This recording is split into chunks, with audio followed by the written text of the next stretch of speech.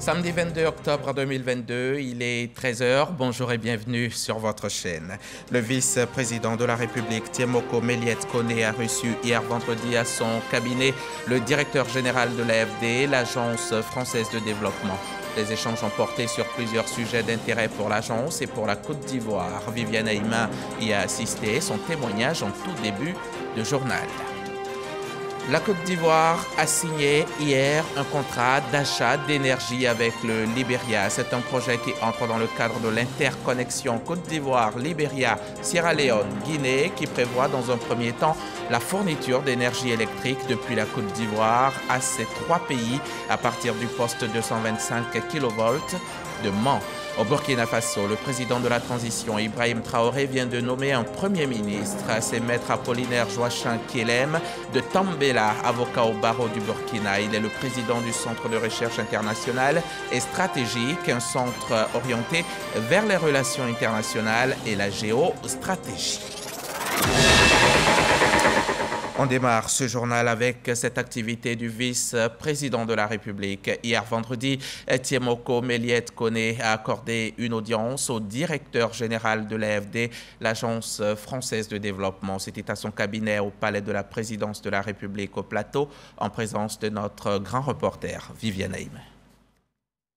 En visite de travail à Abidjan, le directeur général de l'Agence française de développement, l'AFD, Rémi Rioux, a eu un long entretien avec le vice-président de la République, Koné Thiemoko Méliès, qu'il a reçu à son cabinet ce vendredi 21 octobre. L'Agence française de développement, institution financière publique, qui a pour mission de combattre la pauvreté et favoriser le développement durable, apporte un appui financier appréciable au gouvernement ivoirien dans la réalisation de ses programmes de développement. Je suis venu également, bien sûr, prendre son avis sur notre coopération. J'étais avec monsieur l'ambassadeur et notamment sur tout ce que l'AFD, au nom de la France, met en œuvre dans le pays. C'est 2000 milliards de francs CFA, qui ne sont pas des promesses, qui sont en cours d'exécution, à Abidjan bien sûr, mais aussi dans l'ensemble du pays. J'ai eu la chance hier d'inaugurer avec le Premier ministre, chef du gouvernement, le lycée professionnel technique de Yopougon. On va aller voir la ministre de la Culture. Je crois qu'il y a beaucoup de potentiel pour structurer, renforcer ce secteur économique, et puis qui est source d'inspiration. Je signerai cet après-midi 2 mécanismes de garantie avec Ecobank pour continuer là aussi à appuyer l'élargissement, l'approfondissement, la transformation du système financier ici sur la place d'Abidjan, de telle sorte qu'il soit capable de financer de façon plus forte encore l'entrepreneuriat, la création d'entreprises, les entreprises existantes, pour permettre au pays de faire de la jeunesse nombreuse, de plus en plus qualifiée, qui arrive sur le marché du travail, une chance,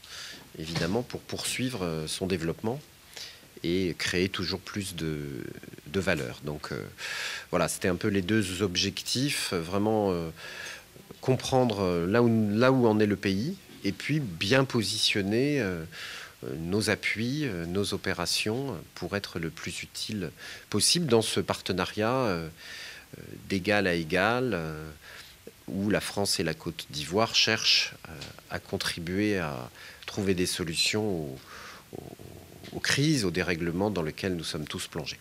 L'AFD existe depuis 1941 et est le partenaire historique de la Côte d'Ivoire, car elle a de tout temps apporté son appui financier au développement de la Côte d'Ivoire, intervenant dans tous les secteurs prioritaires de son développement.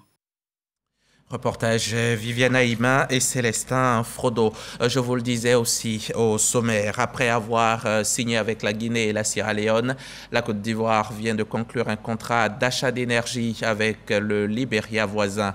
Un contrat à partir de 25 MW, mais qui pourra évoluer jusqu'à 50 MW en 2024. Le projet entre dans le cadre de l'interconnexion Côte d'Ivoire, Libéria, Sierra Leone, Guinée, qui prévoit la fourniture d'énergie l'énergie électrique depuis la Côte d'Ivoire, donc à ces 3 pays de la sous-région. On va retrouver Lansine Bakayoko. Il était à la signature de contrat. Ce contrat d'achat signé est l'aboutissement d'un long processus de négociation débuté depuis juin 2020. C'est un contrat de type TCOP d'une durée de 3 ans renouvelable. Par ce mécanisme, la Côte d'Ivoire garantit la livraison d'électricité au Libéria, qui a obligation d'acheter la quantité produite, qu'il en prenne livraison ou non. Il s'agit pour la Côte d'Ivoire de livrer au Libéria une puissance de 25 MW avec un enlèvement d'énergie de 17 GWh en 2022, 25 MW pour 141 GWh en 2023 et 50 MW pour 424 GWh en 2024. Un acte de solidarité en faveur d'un pays voisin confronté à des coupures quasi quotidiennes d'électricité. Le ministre libérien des Mines et de l'Énergie se dit résolument engagé à assurer le bon fonctionnement du projet d'interconnexion électrique régionale, ce puissant outil de coopération sud-sud, en veillant au respect des engagements pris par la partie libérienne. La crise globale d'électricité est un défi important à la sécurité d'approvisionnement de l'électricité qui nécessite une planification stratégique entre nos pays.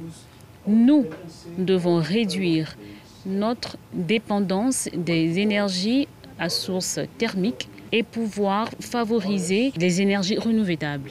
La Côte d'Ivoire, qui veut devenir un véritable hub énergétique dans la sous-région, multiplie les projets structurants en vue de donner du contenu à ses ambitions. Notre capacité de production a été augmentée de 60% entre 2011 et 2022 pour atteindre 2548 MW et devrait doubler d'ici 2030. La part des énergies renouvelables intégrant la grande hydroélectricité, qui est d'environ 30% aujourd'hui, devrait passer à 40% à l'horizon 2030. De bonnes nouvelles pour Monrovia, qui appelle Yamoussoukro à construire une deuxième ligne de 225 kV. Une autoroute pour alimenter ces énormes gisements de mines qui n'attendent que du courant de qualité pour entrer en exploitation. On fait maintenant un tour à cette conférence de haut niveau dénommée Finance Your Cities, financer vos cités, est donc une initiative du Fonds mondial pour le développement des villes. Selon le directeur général de l'AFD, seulement 5% des 500 plus grandes villes du monde sont solvables. Seulement 5% et 20% d'entre elles ont accès aux capitaux locaux. Le ministre de la Construction était présent à la cérémonie au nom du Premier ministre Patrick Achi. Et Dangui Dangui y était aussi au nom de RTI.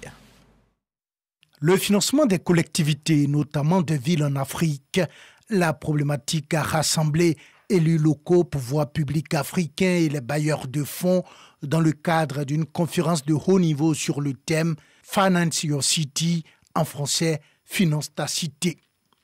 L'Agence française de développement a saisi l'occasion pour réaffirmer son engagement à accompagner le développement des villes en Afrique. C'est 3 milliards d'euros d'engagement chaque année maintenant aux faveurs des villes durables. Et on le fait avec une grande diversité d'instruments. On peut financer directement les villes et leurs opérateurs dès lors que le cadre juridique du pays le permet. Co-président du Fonds mondial pour le développement des villes FMDV, initiateur de cette conférence en marge du sommet Finances en commun, le ministre-gouverneur Begri Mambé a invité les bailleurs à avoir une autre vision du développement des villes.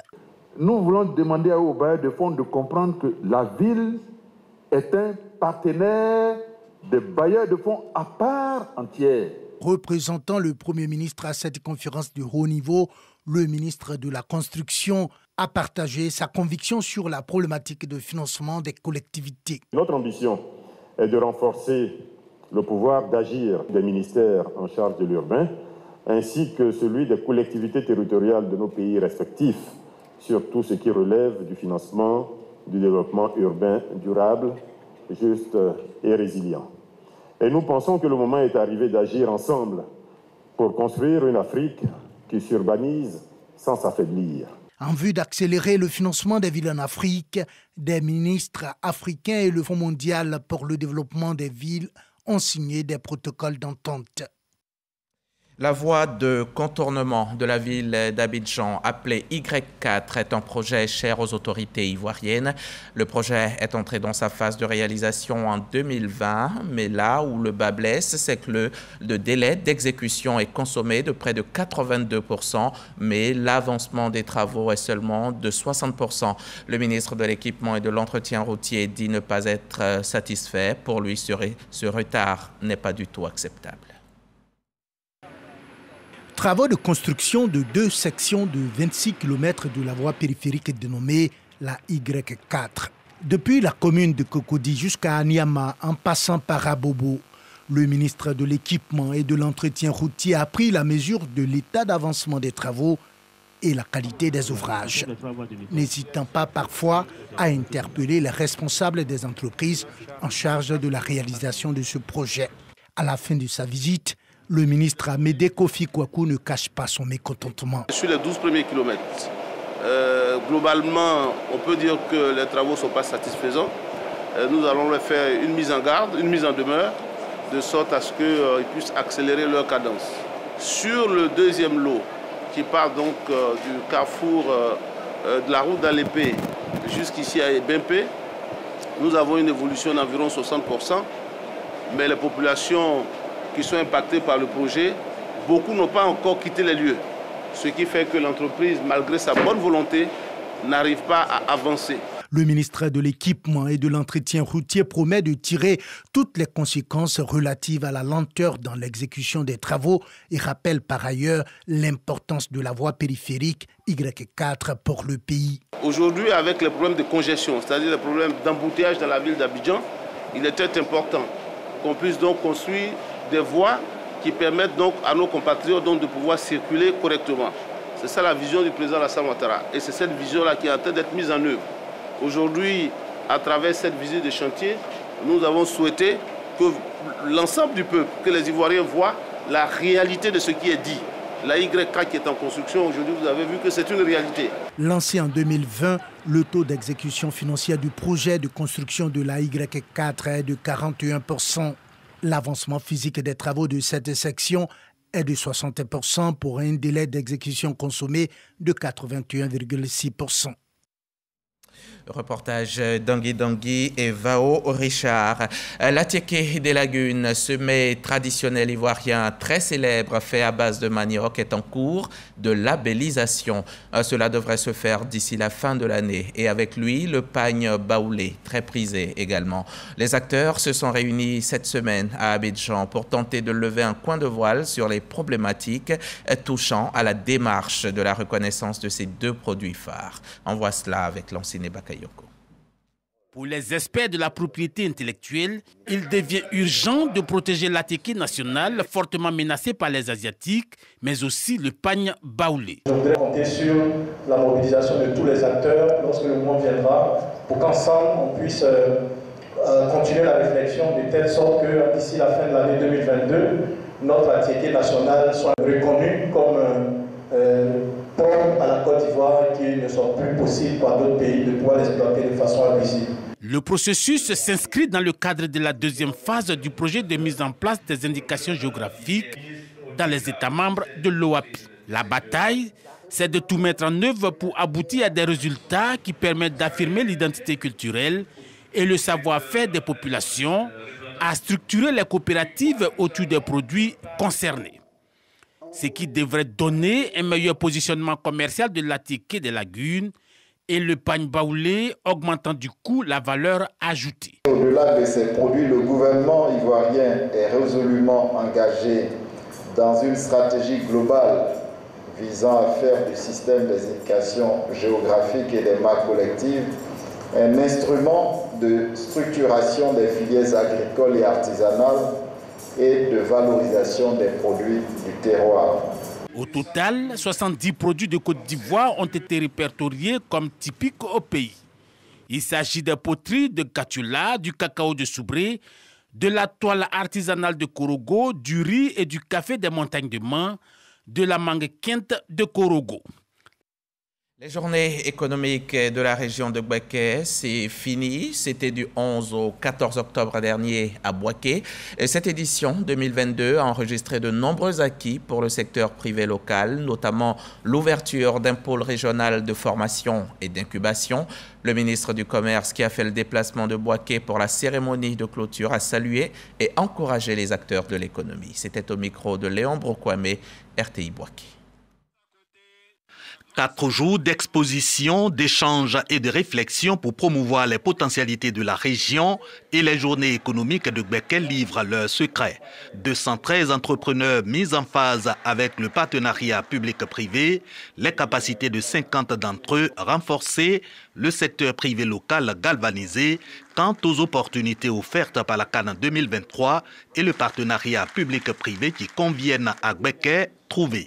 Le tout couronné par l'ouverture officielle du centre consulaire de formation, également pôle d'affinement et de production d'opérateurs économiques. À Bouaké, nous avons été plus que surpris. Il y a des potentialités à Bouaké, que rien n'est perdu pour Bouaké et qu'il faut se mettre ensemble.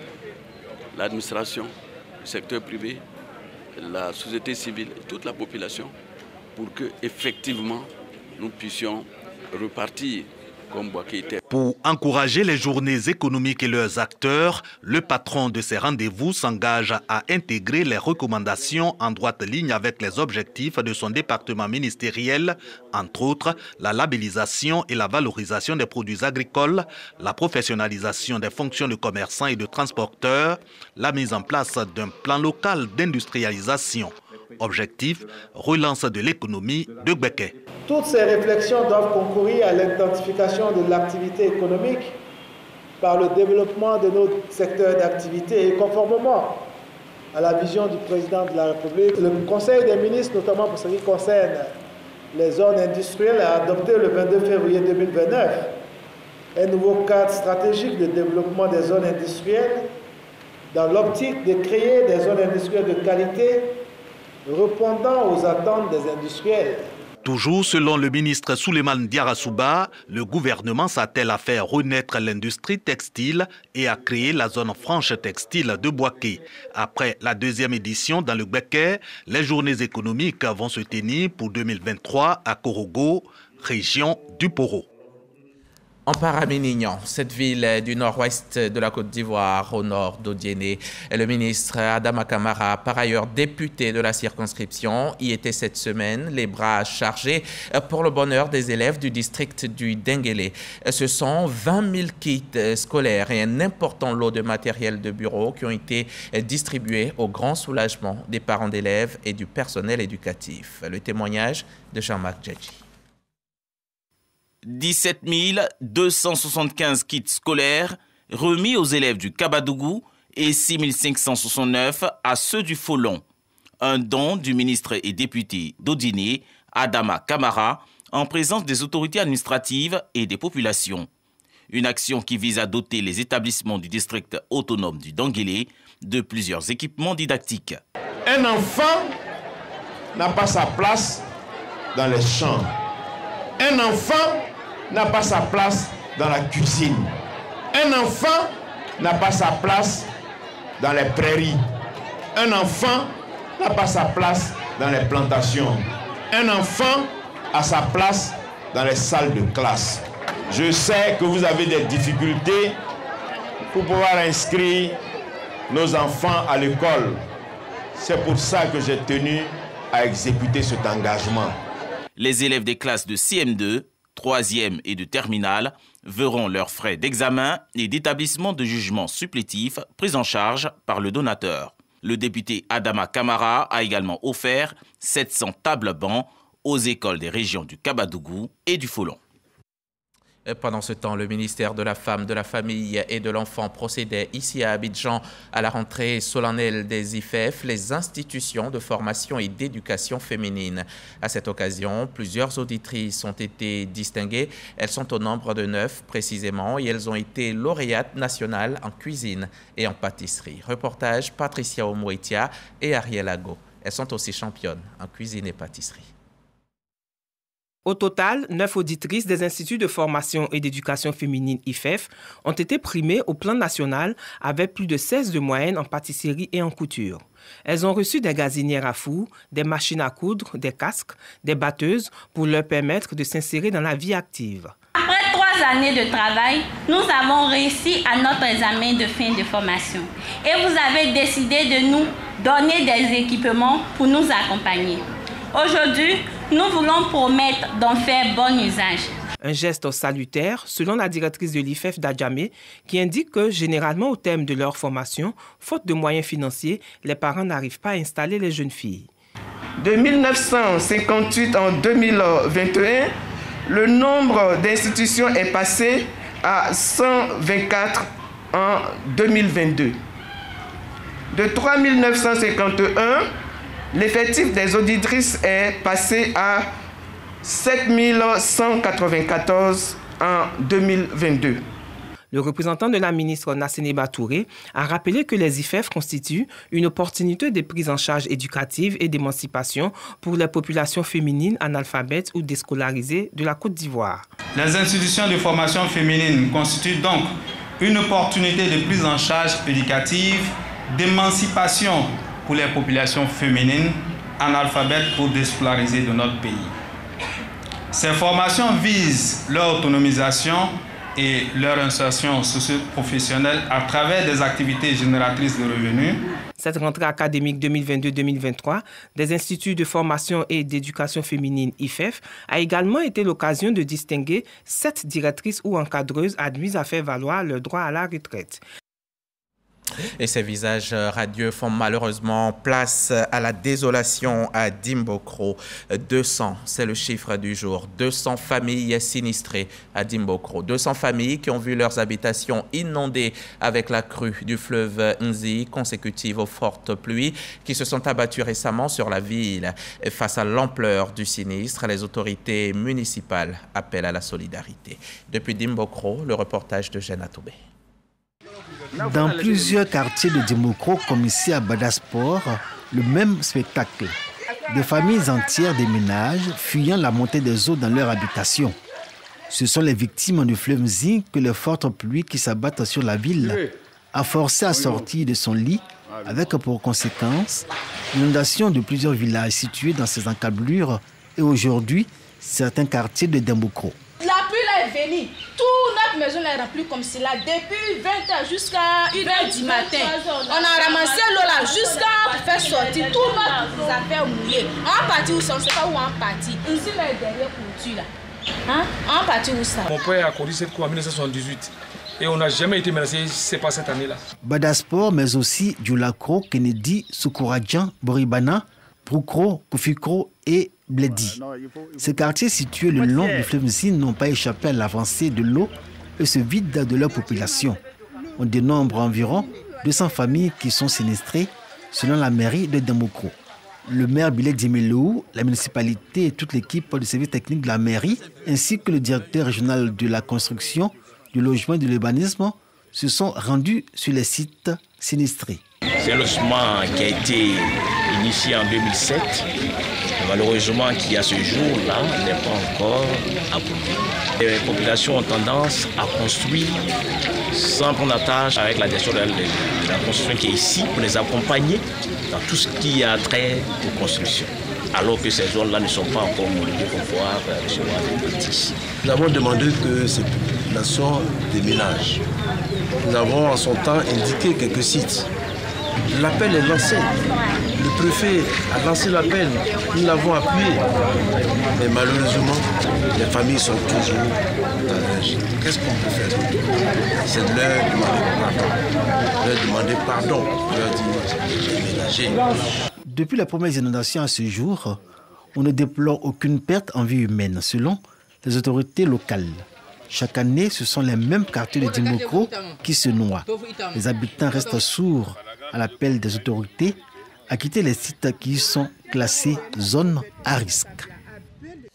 Du côté de Tiassalé, les officiers de l'état civil se mobilisent pour faciliter les déclarations des naissances et améliorer le taux. Cela en vue de lutter efficacement contre l'apatridie en Côte d'Ivoire. C'est dans le cadre de la première édition de la journée communale de l'état civil. On part donc à Tiassalé avec Didier Nguessan et Joël Gomez. Après la maternité, le certificat médical d'accouchement permet aux parents de déclarer son enfant à l'état civil. L'extrait de naissance produit lui confère un statut juridique. Mais 3 enfants sur 10 en Côte d'Ivoire ne sont pas déclarés à la naissance en 2021 selon le réseau des directeurs et chefs de services administratifs des mairies.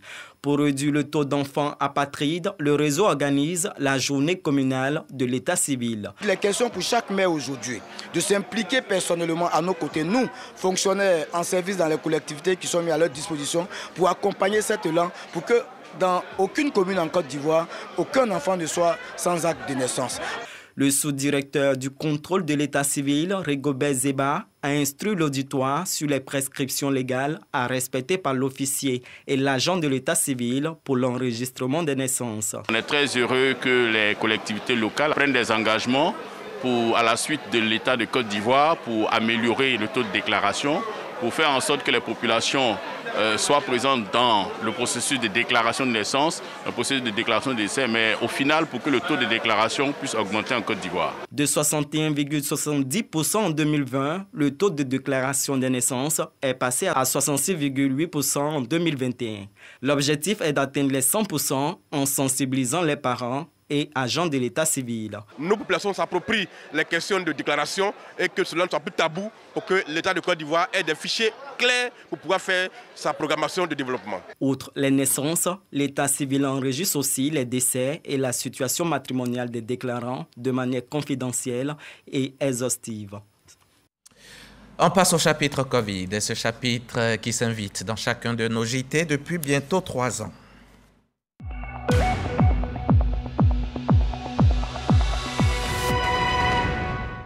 Le coronavirus continue sa route, il continue de faire des dégâts. Hier encore, il a touché 15 nouvelles personnes ici en Côte d'Ivoire, ce qui porte le nombre total de cas confirmés dans le pays à 87 691. Le virus a déjà fait donc 827 morts et 55 cas sont actuellement actifs.